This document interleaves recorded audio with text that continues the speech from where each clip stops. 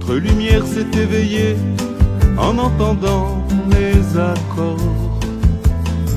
Frères et sœurs, tenez encore, le soleil ne va pas tarder. D'un coup, on voit qu'on a perdu notre carte bleue, par exemple, ou nos clés, ou un truc. Alors on dit, oh là là, comment je vais faire maintenant? Je devais aller là, un truc. Et on commence à se faire du souci et tout. Ah, c'est sûr que je les ai oubliés, j'étais là-bas, elles ont dû tomber. Tu te fais un film dans ta tête, ok? Et après, tu les trouves. Et maintenant, quand tu les trouves, tu es content. Tu es content. Maintenant, on a dû te créer une situation comme ça, juste pour que tu sois content. Et Rabbi Nathan, il dit, si tu étais content, tu n'aurais pas besoin de passer par ces situations-là.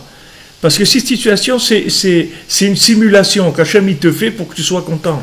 Regarde qu'est-ce qu'Hachem il faut qu'il te fasse pour que tu sois content. Il est obligé de te mettre dans une situation où tu souffres, et quand il va te sortir de la souffrance, tu vas dire merci. Waouh, bah Hachem, c'est content, c'est nifla et tout. Des fois on est malade, on se sent pas bien et tout. Et après, quand on est plus malade, on est joyeux. Ah, merci mon Dieu, maintenant je peux manger, je peux sortir, je peux truc, wow, c'est super et tout. Avant je pouvais pas. Mais pourquoi il t'a créé ça? C'est rien que parce que tu n'es pas content, c'est tout.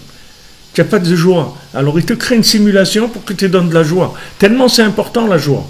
Tellement c'est important qu'Hachem il te fait passer par des choses pour après pouvoir te rendre joyeux. Donc Rabbeinu met en garde.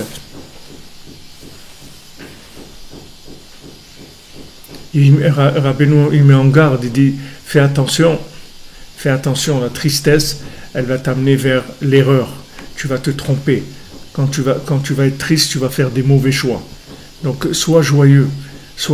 Maintenant la joie, je vous ai dit, c'est pas quelque chose de naturel chez l'homme. L'homme naturellement il est triste. C'est sa nature. Si on veut être joyeux, il faut faire des efforts.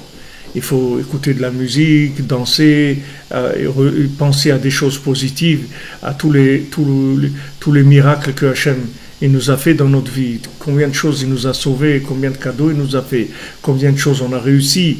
Baruch Hachem, combien de choses extraordinaires on a réussi. Il faut s'attacher que à ça, tout le temps. Tout le temps. Il faut faire attention parce que le Yetzer Hara, il va t'envoyer des choses négatives sans arrêt pour te mettre dans une sensation comme ça de malaise, de tristesse, d'abandon et tout, pour qu'après il te fait faire des mauvais choix.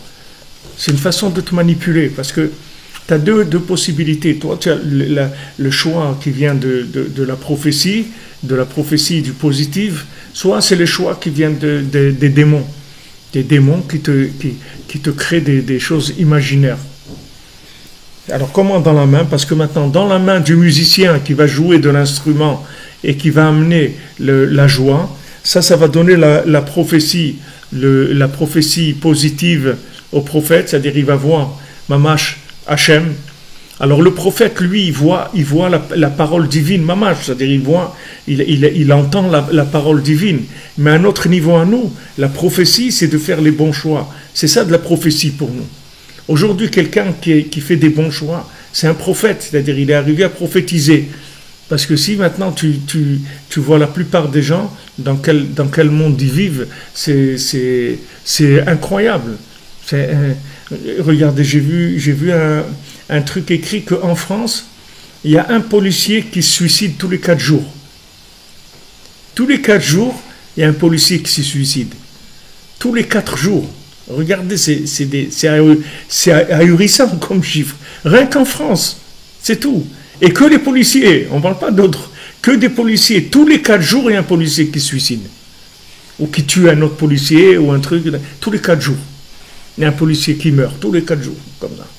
C'est terrible.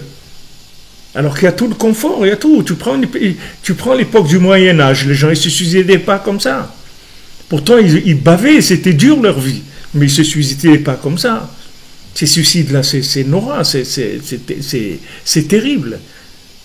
Pourtant, tu as tout, qu'est-ce que tu veux? Qu'est-ce que tu veux? Seulement, ils arrivent à... Le Yetzer Hara, il arrive à rentrer tellement d'imagination négative dans la personne qu'il peut l'amener à mettre faire un séjour, Chas v'Shalom. Alors même s'il n'amène pas à un choix extrême comme ça, il amène à des choix moins extrêmes qui sont des choix où il ne va pas oser faire ce qu'il a à faire. Il doit faire quelque chose, il ne va pas oser le faire. Mais c'est la même chose. Si tu n'oses pas vivre, et c'est comme si tu te suicidais, c'est la même chose. Parce que tu n'oses pas vivre, tu n'oses pas faire ce que tu as à faire dans ta vie. Maintenant, tu as voulu toujours, tu es arrivé toujours de faire une chose. Fais-le. Pourquoi tu ne le fais pas? Parce que ces forces négatives, elles viennent et elles te cassent le moral. Elles te cassent de manière à ce que tu ne vois pas. Tu ne peux pas imaginer comment tu vas faire la chose. Et les gens, ils te le disent. Je ne m'imagine pas faire ça. Je ne peux pas imaginer que je vais arriver à faire ça. Je ne peux pas imaginer ça. Parce que il leur bloque l'imagination positive.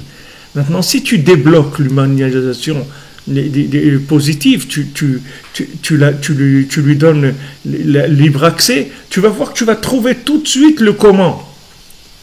Le comment faire ce que tu as à faire, tu vas le trouver tout le temps. Tout de suite, tu vas trouver tout de suite les éléments qui correspondent à tes choix.